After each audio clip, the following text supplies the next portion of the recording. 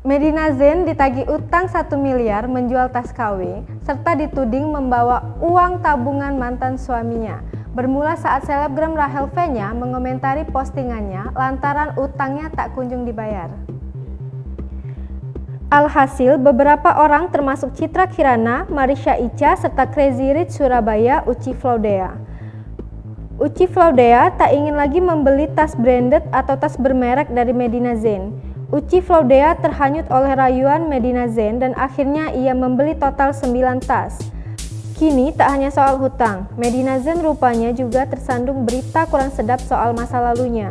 Ia dituding membawa uang tabungan mantan suami.